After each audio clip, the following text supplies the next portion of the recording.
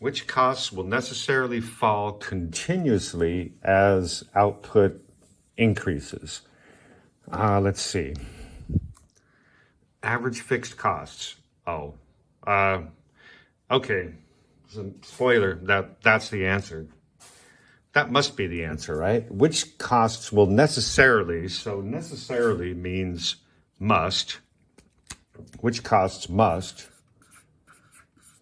fall continuously as output increases, and it must be average fixed costs, because you're in the short run, especially your short run average fixed costs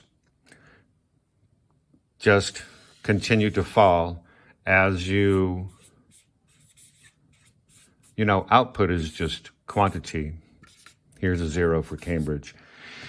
As your output increases, your average fixed cost will decrease, because here you produce 100, here you produce 1,000.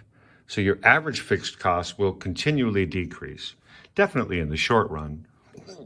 Average variable costs usually decrease and then increase. Opportunity costs, well, no, that's not the answer. And the repayment costs of borrowing, that's not relevant.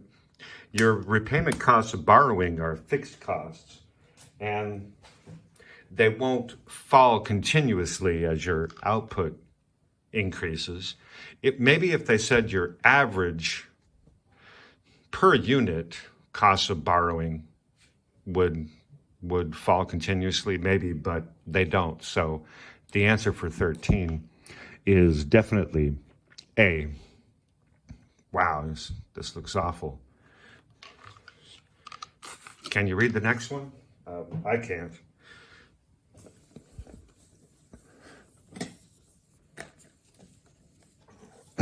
I think it's useful to write, explain things. So here is a monopoly taking over an industry from competitive firms and what's not likely to be true compared with a competitive firm.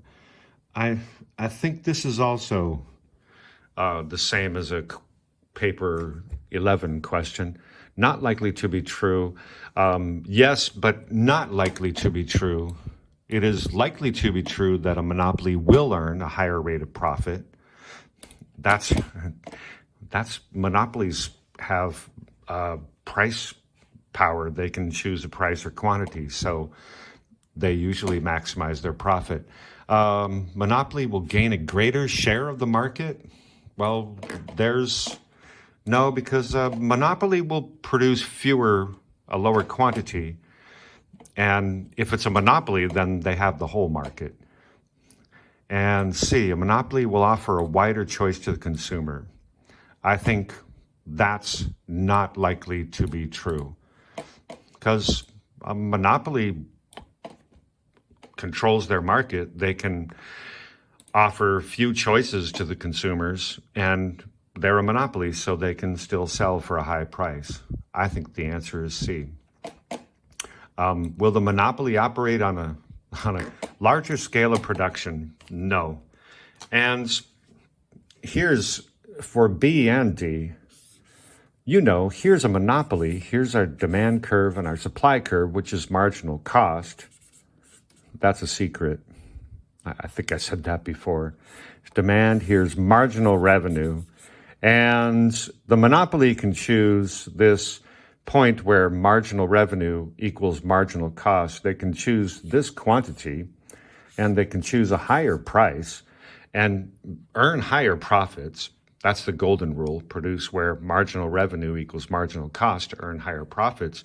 But you can see they're producing less than the allocatively efficient amount. So they'll probably have a smaller share of the market, and they'll operate on a smaller scale of production. So the answer is, let's see, not likely to be true. 14 is C.